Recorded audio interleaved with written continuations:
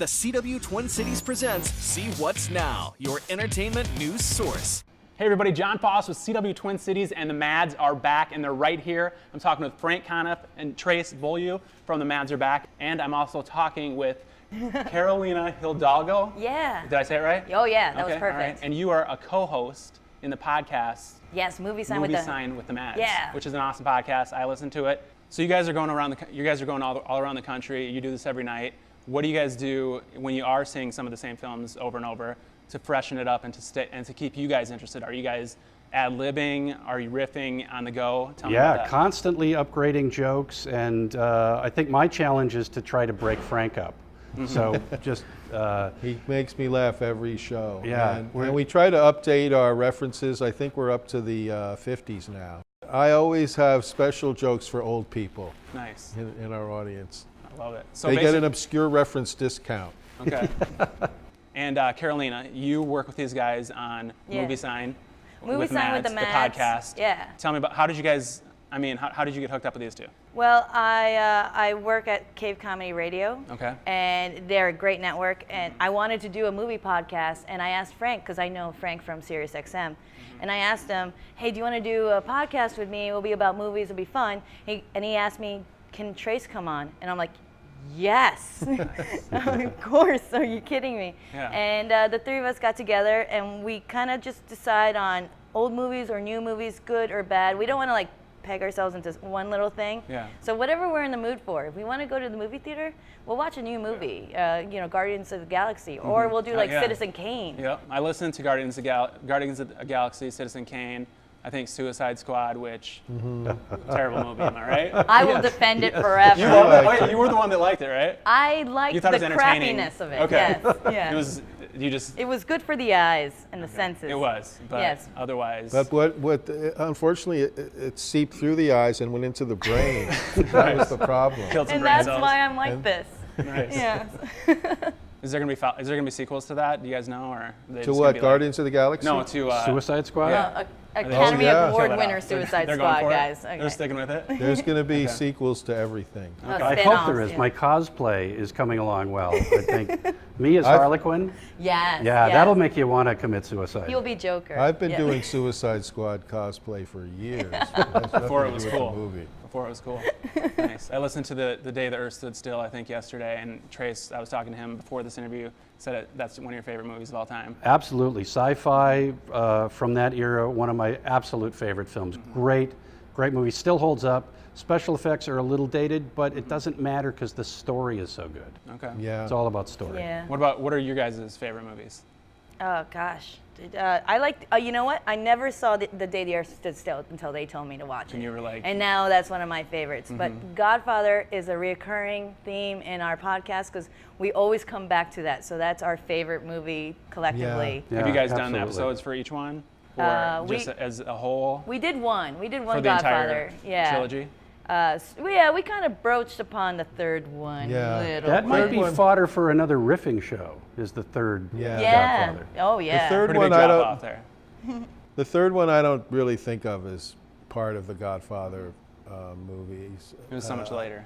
I just think it was weird that Al Pacino was so good in Godfather 1 and Godfather 2, and then for the third film they recast Al Pacino.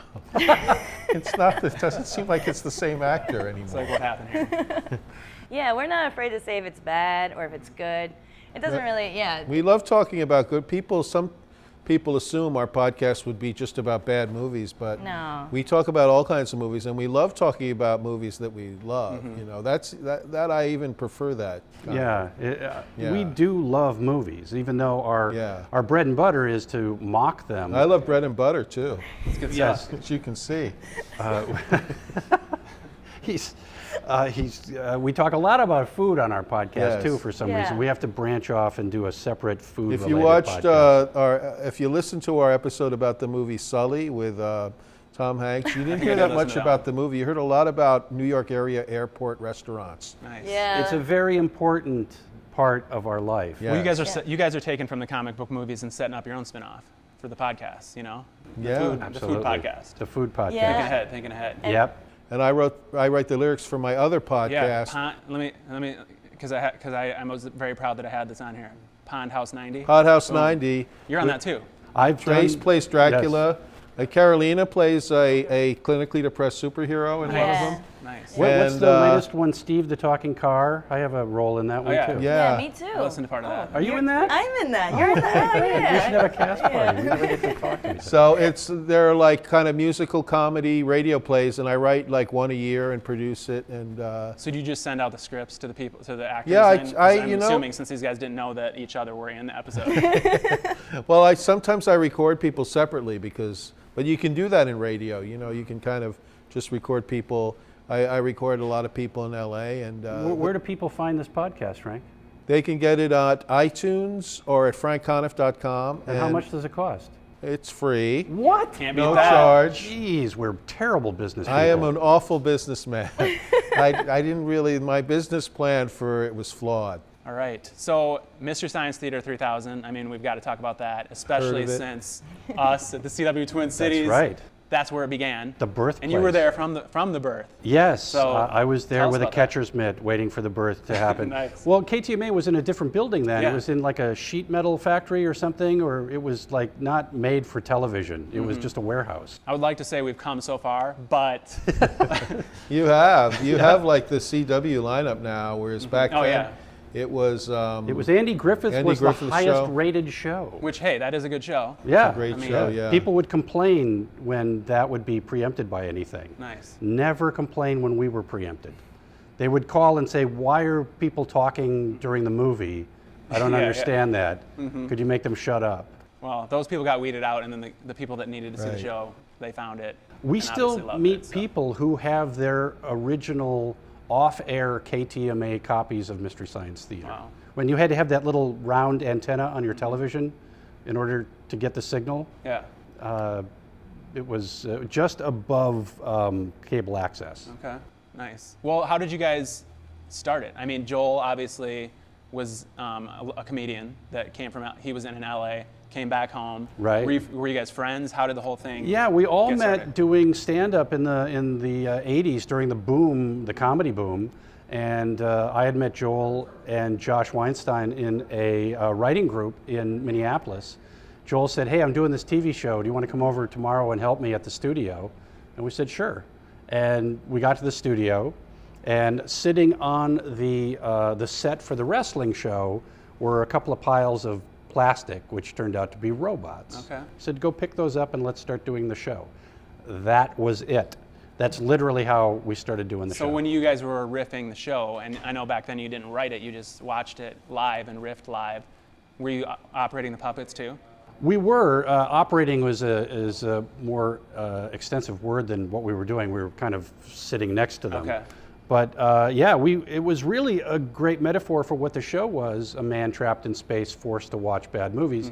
We were trapped in that studio at KTMA watching movies we had not seen before, and we had to riff on them as they were spooled out of the control room.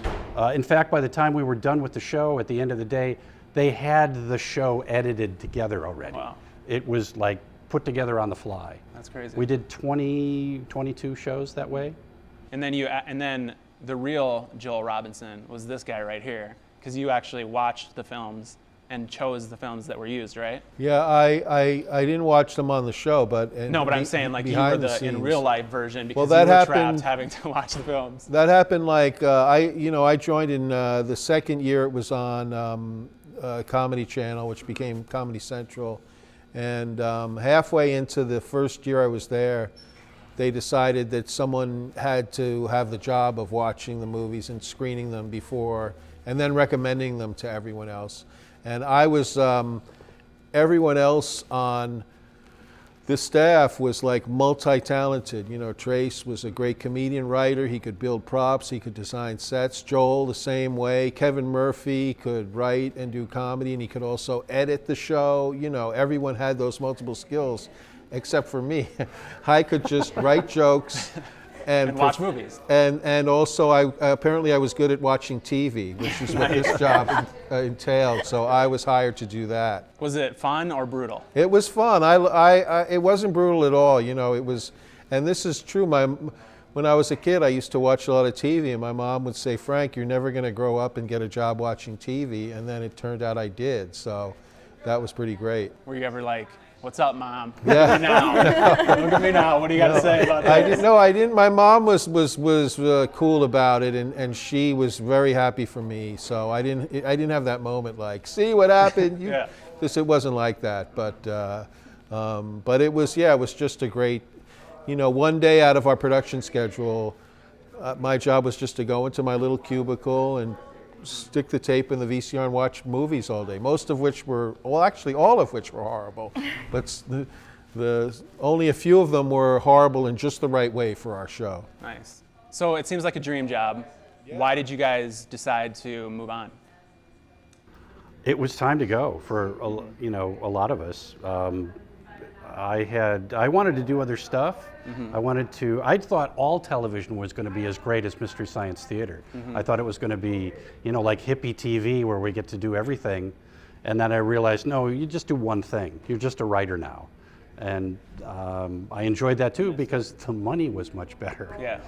I went from $25 a week at KTMA. I don't know what your salary is. It's a little bit above that, but yeah, not very much. Well, good.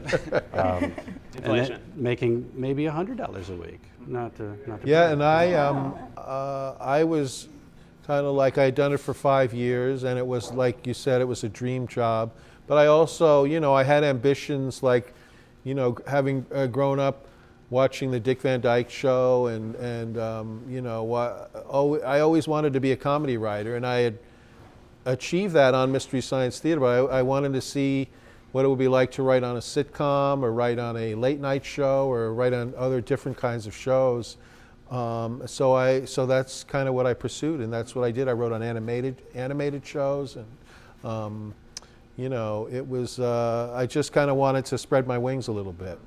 Was it, how was it last year? You guys had the Riff Tracks Mystery Science Theater reunion. Right. How was that? Was it just crazy? So much fun to be back. So much fun to be. It was really effortless. Yeah. I was a little, nervous getting back with the gang, but once we were in that writing room, it's like we had never left the writing room. It was so fluid and so much fun. So obviously the reboot is out now. What do you guys think about it? Now, have you guys seen the whole thing? I haven't seen it yet. You haven't seen it? We've been on the road. I don't have television. Okay. I mean, not that there isn't television on the road, but yeah. I haven't had a chance to. Or your phone. You're right. I could watch it on my clamshell. Eventually. Yes, yes. Frank, anything to... I haven't watched it yet because I've heard that it's great. Mm-hmm. And I hate it when I leave a show and they do it again and then it's great even though I'm not there. That really is kind of, I hate that they do that to me, but no, I haven't seen it. But we're friends with, Patton Oswalt I've been friends with for like 20 years. Mm-hmm. And Jonah Ray is a friend of ours. He's a great guy. And I know Barron, I met him in New York years ago. So, it's doing really well. People are loving it. And it's raised interest for what we're doing too. Mm-hmm. So it's all very positive. But since I'm a comedian, I like to be negative, even though all of it is very positive. Well, what about bringing the characters back? Let me look at my phone. It seems fitting that it's somehow we... No messages yet about it. We'll see. All right. So that no confirmation yet. No, but it all depends on on a bunch of things. It could happen. A juicy payday. Yeah, that's always good. That's always good. Yeah. Okay, so what was your favorite your favorite Deep 13 skit? Oh, favorite Deep 13 wow. skit. You know what? I always go back to the Vendagut. I liked a lot, where my liver was put in a vending machine, because it's so dark, and I love stuff that's dark like that. Wasn't there one where you had to eat a lot of pills too? Each pill, like one had a fish hook in it. Yeah. And, what a delight to just torture Frank every week. Now I get to do it every night. Nice, sounds fun, and live in front of people. That's right. That's great. So there's witnesses. Yeah, exactly. All right, next one. If Mystery Science Theater 3000 hadn't come along, what would you guys be doing now? Do you want fries with that? I think they're hiring back there. Yeah. So. I asked, they said no. Yeah, there's no telling where I'd be. I mean, wow. I mean, it's scary for me to think about the idea of Mystery Science Theater not happening, because it's amazing, because I grew up in New York City, and I moved to Minneapolis, and then I got on a TV show. That's like, that like never happened. So How did you get involved with everybody? Oh, well, Just from comedy? Yeah, I knew Trace and Joel and Josh and Mike Nelson from doing stand-up comedy. And when there was an opening, I think Mike is the one who recommended me and said Frank would be good because they thought I was funny, and also I was a film buff and a pop culture nerd like all those other guys were. So I would say from outsiders, like fans like myself, we kind of see three. I know that you kind of carried over and were part of two casts, but there's three. You could say three casts. Sure. Yeah. Throughout the years. If there was a battle royale between the three casts, who would win? These guys. These guys would win? Oh, yeah. Or you're just saying this because you want things to be good on the podcast, right? Both. Okay. Yeah. You think these guys got because Frank likes the dark humor, so he's not above killing somebody. Well, he could take, as you notice, he could take anything. Yeah, I mean, for sure. TV's Frank could take anything. It's the bread and butter diet. Yeah, exactly. Yeah. No. they would just have to give me a lot of bread and butter. That's how. All right. Any opinion from you guys? I don't know. Those the new cast. It's all those young whippersnappers. Yeah. They might have a hard time beating. Well, we're saying. I mean, I think we're saying everybody's in their prime. Yeah. Oh, everyone's in their prime? The new guys. Really? Still? Yeah. Okay. Yeah. All right. Yeah. The world belongs to them. Let's face it. The Twin Cities was a birthplace of Mystery Science Theater, and it's Minnesota nice here. And one thing that you guys did that probably a lot of people wouldn't do in that situation is you were never completely brutal to the film. I mean, a lot of it was in fun. Yeah. Right. Yes. Would that have ever happened if it was not made in the Twin Cities? I think Would it be a different show? I think that's a really good point. I think the fact that it was done in Minneapolis, in the Midwest, really affected the tone of the show, and the tone might have been different coming from someplace else. It's tough love. Yeah. It's the only kind of love the Midwest has.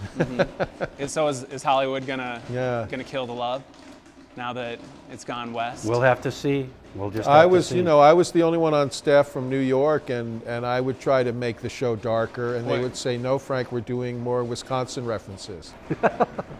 Nice. A different kind of dark. Yes. Was there ever a film that you felt like it was the one that got away, where afterwards you were like, we should have done this film? Well, there was one film that we wanted to do that was an Elvis Western called Charo that we were very enthused about, just for those three reasons. Elvis, Western, and we could get it. And then a little tiny company called Disney turned out to own the rights. And that dream was dashed. I think you could take him now, though, if you wanted to. Yes. Try to do it. Try We're to take him approaching on that. in court Yeah. now. We're doing it. We don't care. The MADS are back versus Come and Disney. get us. Yeah, Come on. Exactly. Frank? Is Yeah, there a film Charo was there was only a couple of them like that. What was the one with John Travolta and Lily Tomlin? Yeah, Lily Tomlin and John Travolta did a film called Moment by Moment. There was a romance between those two, and it's every bit as weird as you would think. And we wanted to do it, and we couldn't get the rights. But now when I look back on it, I'm like, I'm glad we didn't do it, because Lily Tomlin, I wouldn't want to, like, as absurd as that movie is, I don't want to make fun of Lily Tomlin, because she's one of the great comedy heroes of our age, and Jane Wagner, her collaborator, wrote and directed it, and she's really great too. So, but it doesn't forgive him for making that movie. Mentos and Diet Coke had more chemistry than those two. Yeah, it's a really bizarre movie, to say the least. But and it would have been probably a really funny episode, but I'm okay that we didn't do it. Trace, this one's just kind of a personal question as far as like my taste goes, because I love Freaks and Geeks. You were in that show. Thank you. So was Joel. Yes. Was that because you guys knew each other, or how did that whole thing come together? Paul Feig is a huge Mystery Science Theater fan, and he called us up. He called me up and said, "Hey, do you?" And I'd worked with him on a pilot that we dealt with bad movies. It was called Fast Food Films, and we would take a full-length movie and cut it down to 7 minutes, and then turn it into an infomercial or something like that. Nice. So I'd worked with him already, Okay. and he's just such a great guy and a nice man. And he said, come on over, work on this show. And he did the same thing just recently with Other Space, where he was such a fan of Crow. He said, hey, how would you like to do a robot again? I said, yeah, of course. Nice. And then it worked out that Joel became a janitor, engineer kind of guy, and I was his robot sidekick. So it's like cool. full circle. It's crazy to think that Freaks and Geeks was canceled after 1 season. I know. It's like was a great show. Maybe one of the biggest mistakes in the history of television. If you were going to put, like, what are the top 5 blunders made by network executives, I would say canceling Freaks and Geeks after 1 season would be right up there, I'm sure. yeah, but it almost makes the show better because it's like, it's trapped it's a now in package, time. and it's like what would have happened. Yeah. You know, it keeps you thinking, and who knows, maybe they would have had their jump the shark moment. Even Happy Days had a jump the shark moment, so it can happen to any show. They were the original, man. Yeah, it jumped the shark when they got rid of Chuck. That's kind of the... He's way ahead of us. He's way ahead of us. No, I know where he went. Okay. He's way ahead of me. I'm slower. He was jumping the snark. Ooh, nice. This is why I could never be in the podcast. I think the phrase "jump the shark" has jumped the shark. Yes, it has. That's a whole separate podcast. This is my life now. Yes. Nice. So what is it like? That's working why with you these like guys? Suicide Squad, because you're so close. No, it's fun. It's a lot of work because I like to prepare ahead of time, and I prepare and I'm like, I got this, I know this, and then they go over my heads always, and I'm just like, how did you get there? It's amazing, but it's good. It kind of works out, you know, the level of intelligence to stupidity together. I think I have put it together. All right. Well, where can people learn more about what you guys are doing, where you're going to be, and all that? Check out our Facebook page, the Mads are back, and our, what do they call it, web page. It's a website, right? Yeah, I think that's what it's called. themadsareback.com. Okay. And we're all on the web, all on Twitter. Oh yeah, all on Movie Facebook. Sign with the Mads on CapeComedyRadio.com or SoundCloud, iTunes. Also free. Free. Yeah. Yes. Also, you can my Twitter feed, Frank Conniff on Facebook and Twitter and Instagram too. You know. Very cool. All right. Trace, MySpace. Carolina, Frank, appreciate you being with us. Thank you so much, Thanks John. so much. Thanks guys. so much. This was Thanks an for honor for having me. us. It was Yeah. fun. Thank you, Thanks. KTMA, the best station in the Twin Exactly. Cities. Yep. AKA the CW Twin Cities. But who's keeping track? All right. I don't watch TV. Well, you should watch our station. It's the best. That's the only station I watch. Perfect. What was Did we your get name? that? Did we get that? Pete? Yeah, Thank Pete. you, Pete. Yeah. Pete Anytime, from anytime. KSTP. Thank you. Yep, exactly.